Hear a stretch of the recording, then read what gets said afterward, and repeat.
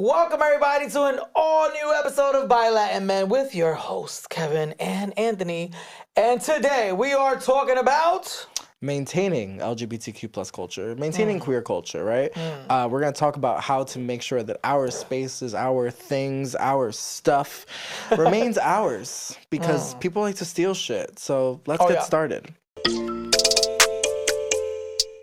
You've at least heard of, I know you have not opened, looked at, peeked at, I'm sure you don't even know what it looks like, but you've heard of the cruising app Sniffies before.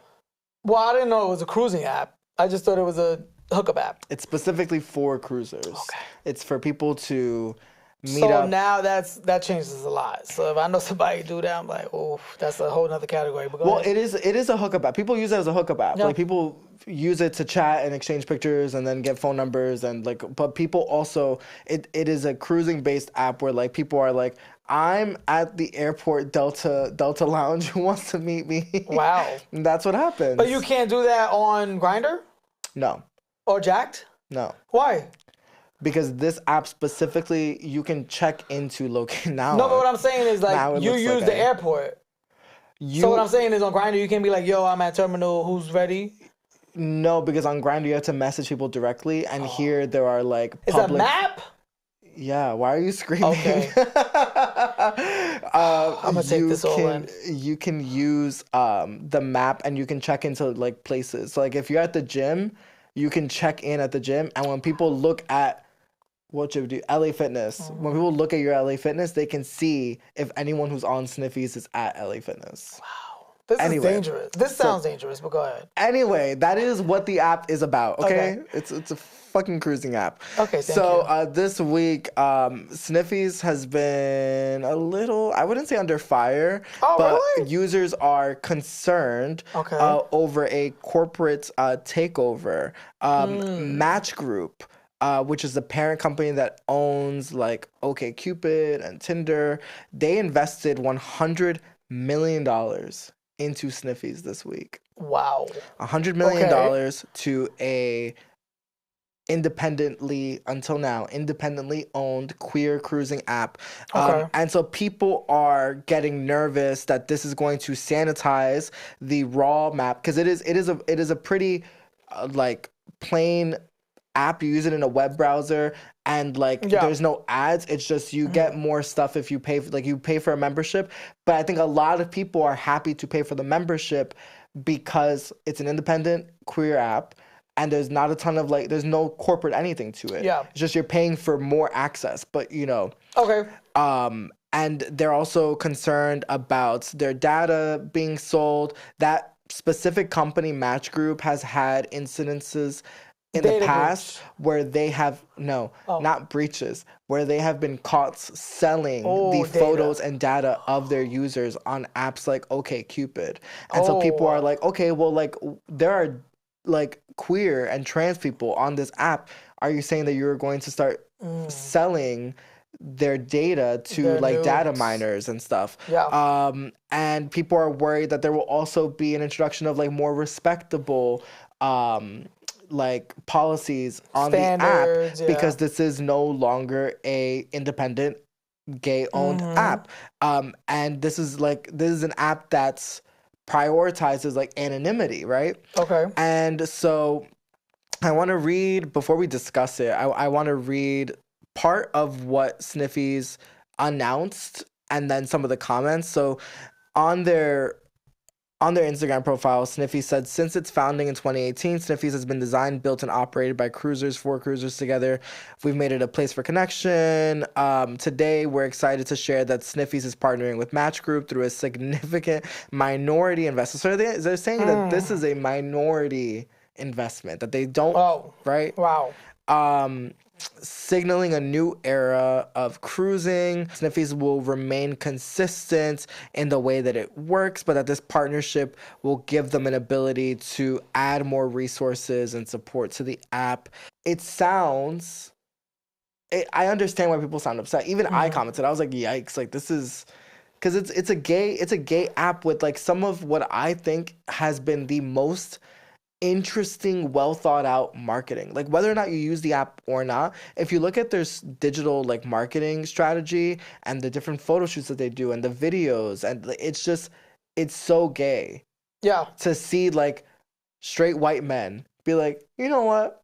We like this idea. Here, take some money. And now you're like, well, we hope that they don't fuck it up. Well, how is 100 million a minority? How much is this app worth? Like, I have no idea. That's insane. Like, I looked this up, so I do just want to clear. They did not disclose that in their statement. Yeah. So I'm gonna say maybe we put a question mark next to how much they actually got. And how much the app is worth, because I'm confused. Like, you don't have to pay to use it. I mean, people pay. People pay, and they have merch, and like the app is making a ton of money. So the brand, too. Yeah. Okay. Sniffies is everywhere. I know. I see the ads all over social media and on bus stops and shit. Sniffies is a big ass app. I mean, I feel like even if they came in to try to fuck it up, somebody gonna make it again, make a different one. Like, cruising existed before this, and it existed before even people had cell phones. So it's like it's gonna never end. But what sucks about it, I think, and why people are upset. I'm gonna read some of the comments, but I think the reason why people are upset specifically about it being like a gay-owned app and a gay brand that is so focused on gay culture is the commercialization of queer culture and the way that it is so like it feels like corporate America looks at gay stuff and says, oh, this is working, I can't wait to destroy it. Like the way that in like the last 3 years that I've been single have like, I want to say I've peaked at Grindr in the last 3 years, maybe twice. Because I've looked at it and been like, Jesus fuck, what did they do to this app? You can't do anything. It's all ads. Okay. You can barely see. You see like 15 people before they're like, you want to pay $25 a month to see a couple more folks? Like, it's really crazy. And that is what happens so much. And we see that, again, we see it happen to Pride. We see it happen to all queer stuff. So are you telling us that you had sniffies? I've used sniffies. Okay. Child, the way that people have not BYLATINMEN. Oh my God. We're gonna have to change the name. Blocked. Yeah, then they bring it to your DMs. You're like, I don't know what you're talking about. That was an imposter. That wasn't me. People use my pictures all the time. All right. And then make a whole story like, if y'all see this account, report it. So someone commented, this is a comment that I thought was really interesting. Someone wrote, this is genuinely upsetting. One of the things that felt right about Sniffies was that it was independent and for the culture and people. You can keep reiterating that it's founder-led and independently operated, but statements, as we are learning, don't mean shit these days. This is a lot of attention for a story that I don't think really deserve it. I mean, I don't think it's that serious. I don't think that people are going to stop using Sniffies, even if there is a threat of data breach or... people use any app they can to find people to do what they want to do with them. But, I mean, if Sniffies it doesn't make sense. The minority state can't control what happens with the app. So why is this even a story if it is true? Because I think people are worried about where this is headed and whether or not this is going to be the only investment that they seek or whether or not they'll sell to them eventually. Like, you know. But the owner is still the same. And first of all, who the fuck can tell the owner what to do with the app? I mean, that's if you made an app that and somebody offering $100 million, I'm gonna be blamed for like stopping the fucking growth of our outreach, and that's crazy to me. I mean, that's insanity. So that opens up the question to what do you owe your audience when you make something for a specific demographic? You owe your customers something that you promised when they got it. That doesn't mean they have a lifetime expectation for that. And especially when you're not paying for the app, you can't even complain. Okay, so how does culture fit into that though? Like, it's different if they breach their policies or whatever. Okay. Like, let's say like they're gonna allow something and you sign up and then you get banned for doing that. That's different. But what I'm saying is the app been around for however long it's been around. You've been able to use it and use it for what it was made for. If it gets deleted tomorrow, somebody's gonna make another one. Like when everybody was but my question is, go ahead. How does that because you're saying if someone offered you for something you created $100 million, right? Let's say you create like the next big app for like Puerto Rican culture, and like it's a map of like all the Puerto Rican businesses in New York. Actually, trademark that. That sounds good. Let's say you make something like that, right? And a white-owned American like tourist company sees that your app is exploding. They're like, you know what? Here's 15 million for it. And you're saying that's a business move essentially, right? So if you are making something that is for a targeted demographic, that is for a specific subculture group, what do you owe them, that group, in terms of maintaining the integrity of what you originally built for them? Like, because I do think that it's concerning to take a queer app and sell it, or like allow non-queer people to suddenly become main shareholders, because that is what has happened to every other queer app. But that hasn't happened here. But also, that's business. Like, correct. Unfortunately, listen. I understand what you're saying. I'm upset. asking you for your opinion about like when, like, I don't think they owe them. Like, they're not responsible for that. That's just ridiculous. That's like a promoter who curated a space, but now he can't keep doing it because they have higher, expenses than they did before, or they're on harder times, and whatever they're doing right now, even though it still curate a certain demographic, and they come out, if it doesn't grow or if he doesn't make a certain amount of money, he can't sustain himself. To put that pressure on them for ending something, it doesn't make sense to me. Like, somebody is always going to replace it. Like, this big thing happened with Twitter when Twitter was bought by Elon Musk. The same thing happened as what we're talking about right now. It's not a demographic of LGBT, but it was about, this is a space where you're free, you don't get banned, you can't be censored. But who's criticizing the stakeholders for taking $44 billion? Nobody. Anybody would do it. Why? Who gives a fuck about the people that's using it? You're selling the company. Who cares? I'm criticizing now, them. What's different is when people get fucked out of it, a deal. Like when they sell like a hair product that was black owned, but then they end up getting fucked out of the contract. They can't support XYZ without that partner now, and then they get bought out from the contract. And then that's different, because that product that was made for this certain demographic, they have nothing to know about. But what I'm saying is, in the LGBTQ community... Wait, how is that different? It is different. How is that different? How is it because they were fucked out of the deal? This person is doing it because they want to. Sure, but I'm saying, let's say they didn't have to take that deal. Because that, again, my thing is, how do you let people who are not a part of the culture or the ethnic or minority group that you are trying to serve, how do you let people who are not a part of that encroach upon your business in order to line your pocket without feeling like you are abandoning the audience that you're claiming to want to serve? How are you, as a black hair care business owner or a queer dating app owner, how do you justify allowing someone to enter your business model who is not a part of that group? And because the reality is, in marginalized groups like what we're talking about, which is black people, black business owners, and gay people or queer people, you don't have the resources to do it by yourself. It just doesn't always work out that way. So how can we criticize somebody for investing in them? Again, maybe, who knows that they didn't need the money? Because again, I don't understand how Sniffy's could be worth that much money, or because it's a free app. Like, you can't make that much money off of fucking ads on a sex app. People are not watching a 3-minute, 5-minute video commercial to use your app. They're just Xing out whatever pops up. So I just don't understand the money. So all I'm going to say is, at the end of the day, it's an app. I don't think if Sniffies went away tomorrow, if OnlyFans went away tomorrow, if Grindr went away tomorrow, if Tinder went away tomorrow, does that mean that people are going to stop dating? No. You know OnlyFans is not a dating app, right? No, but OnlyFans got changed. Remember, they were threatening to, first of all, stop porn, but then they modified the rules for it, that now you can't film with people that are not also a member of OnlyFans as a content creator, and then now you can't have any public videos. Public? Like, if you post public content, they take all that out. In any outdoor space, you can't post. Anyway, all right. That's that. And guess what? When that happened, other sites came up that Just you can for upload fans. that shit.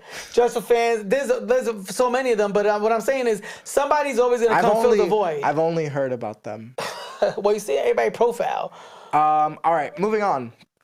So speaking of queer culture and queer things, there's a shortage, or you know, there's a shortage of lesbian bars in America, and Okay. there's also a dwindling down of gay spaces in the U.S. Yes. in general.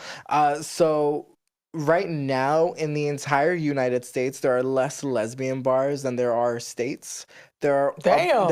approximately 36 lesbian bars in the entire United States, down from hundreds at one point in the Yeah. 80s. And so queer spaces in general, like gay spaces, are also closing at a massive rate. Between 2012 to 2022, there was a decrease of gay bars by 50%. So in that 10-year span, we lost half of Yeah. the gay And then spaces since that COVID, it's just existed. been continuing. Correct. Less than 7% of gay bars in the US cater specifically to people of color also. So people are trying to figure out what the reason is for the fact that these spaces are closing. And some people are blaming apps like the ones that we were just talking about as Really? being part of the reason, because Okay. they're saying that younger people are meeting each other online or on dating apps or on Instagram. And so they're no longer going to these spaces. Do you think that Okay. that's the case? No, because the last time we was at boxes, everybody was younger than us. So there's no way that that's the reason. I think it has to do with politics. Really? Yes. I think it has to do with politics. Like when Trump won, I think Saley did a whole story about all the gay clubs that he knew was going to be closing in 2025. And guess what? They all closed. And that's because people don't understand that for these things to thrive, right? The LGBTQ community is being given like reparations for how much it was demonized, how much it was discriminated against. So now there's all these funds and grants and allowing people to, open businesses and stuff like that. And also, like almost making it normal to see a gay club just like a straight club, right? Especially in New York City. When those things are stripped away and your state can't give you those grants that comes from the federal, a lot of shit gonna change. And it's gonna change during that whole fucking presidency. And we've seen that already now, and we're gonna keep on seeing it for the next 2 years. 3 years. I mean, I think that it is I think that it's a mix of things. I think that straight bars also benefit from the fact that like men are desperate. Like remember when But like you don't straight think bars, gay men are desperate? not in the same way. Like the way Okay. that straight bars for a long time were able to get by on like ladies getting free, men pay Yes. $20. And I think that happens a lot. You know, like there are jokes that people make about like a party being like a sausage fest when like there are more men at that. But like my cousins like tell me that that's still a thing at It is. straight places. Like you Yes. go to a straight Women place don't pay. and like men are just still waiting for the women to show up, but they're usually right. And so I think that there's just a difference in the fact that like I think when you go to a gay space, everyone is there. And everyone's sort of coming from the same place. Like if you go to a party that's like meant specifically for gay men, But it's been everyone's gonna be- infiltrated. we're gonna talk about that next. So you know, I think that it's a mix of things. I think that I think part of it is political. I think part of it is also the fact that people are drinking less and bars are struggling. I think that it has to do with rising costs in big cities. But I do think it's sad that like lesbian bars, specifically that there are so few lesbian bars in the US. And like I told you, because you recently ended up at a lesbian bar. Yeah. And I told you, I was like, first of all, lesbians scare me. Because the one time He's like, nobody tried to punch you. I'm like, bitch, what? the one time I ever entered a lesbian bar, there was a chick in a beret, and she looked very upset by the fact that I was there. But also, I'm like, there are so few lesbian bars. Why the fuck am I here? Yeah. Like, the space is already small. I don't know. It is concerning because a lot of lesbians are uncomfortable going to a gay club or a straight club. Yeah.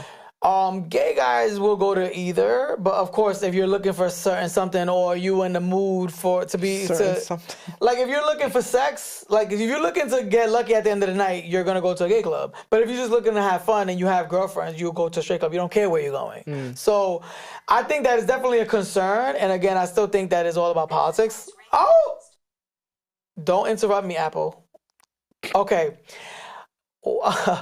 I could still bring this back to it all has to do with politics and who's running the federal government, because not only this, like, we see way less progressive candidates being able to run, right? Because there's not all these DII funds and all this stuff. How about all the people that were making money with solar and natural energy that Trump just cut all that shit out and now you can't work? There's no solar panel grants. There's no windmills. So again, until this demonstration, like, how are we going to change it? I don't think there's a way to change it. Like, there's nothing we can say or do. We need more lesbians, clearly. No, with the money. Oh. But again, like, I'm not going to put that on the Brat to open up a franchise of lesbian bars. You know the Brat has a hair care line, right? She does? She does. All right. Since I didn't know about it, I can't be doing that way. Moving on. Go ahead. So my last thing here, and this is something that, guys, has been driving me crazy. Oh. I am so sick of seeing straight women in gay bars. He really pissed. Why the fuck are you here? Go literally anywhere else. And specifically, I think that the issue comes with when people say that Gen Z is not going out. I don't know where you folks are going, because I can't escape these children. They are everywhere. I'm sick of seeing 21-year-olds. I hate when I look at people and I'm like, this is clearly your first club. Move, go somewhere else. But specifically, what I found is that Gen Zers who are on TikTok and Snapchat are discovering places like Boxers here in New York City, and they're going to Boxers with their gay friend. And so, like, Bobby, who's 21 and he goes to NYU, is his first gay club, and he brings Trish and Amy because he's 21 and he still doesn't have any gay friends. So he brings these two girls. They have a fun night, and they go on TikTok and like, oh my God, you guys will never believe I found this spot where ladies can dance and no one's going to bother you, and the gay men are so fun. Bro, the last time I went to Boxers with Anthony, a fucking Sprinter van of 8 girls let out right in front of the club, and they got in the back of the line where people had been waiting for 30, 40 minutes at a club that I promise you does not need the business of these straight girls. You're in the way. You're not buying. It just, to me, it doesn't make any fucking sense. No. And I just don't think that people comprehend the way that you take a space that is meant for a group of people and you make it unsafe. Because what happens a lot of times is that these girls get really comfortable. They make this their spot. And now Justin, her boyfriend, is here suddenly on a random Saturday night. And some guy, because he's at a gay club, winks at Justin. And Justin needs to prove that he's straight and masculine. And he punches someone. And now this spot is no longer safe. Anyway, that was more of a rant than a discussion. But what do you think of straight people in gay bars? I don't care. I need them to get the fuck out. Yeah, I don't really care. I feel like you can't be doing to others what you hate that they do to you. That doesn't make sense to me. What? Because, like, you wouldn't like it as a gay man to be kicked out of a straight club. I would never go to a straight club. Or people be like, why the fuck are you here? Like, why are you here? Like, go to the gay club. Why would you be able to say that to a woman? Like, Kevin literally couldn't hold it in the line. He's like, why the fuck are they here? And I'm like, bitch, there's always straight women recently in these clubs. No, there's too many. But what I'm saying is, it's doing exactly what you don't like to be done to you. That's not true. I get it, because you're going to say, well, there's way more straight clubs. If I ended up by accident at a straight club and someone was like, you should go to the gay club, I'd be like, can you point me in the right direction? Get me out of here. That's not the point. That's because you ain't want to be there. You say you accidentally ended up there. I'm saying, like, what if you want to be there? What if you want to hang out with your straight friends? I don't have straight friends. It's segregation. I don't have straight friends. All right. I have one straight friend, Liz. That's it. Anyway. All right. I think we should end that. We should end this. What is it? End it? Yes, that was all about LGBT. You have more about this topic? Okay, let's end it. All right, guys. That's all the time we have for this week's episode of BYLATINMEN. Thank you so much for tuning in. Oh, my God. I reached my meter on talking on this topic. Anyway, make sure that you are registered to vote. It is a midterm year. We need you to get out there and make your voice heard. We will be back next week with an all-new episode. Until then, take care. Love you. Bye. Bye.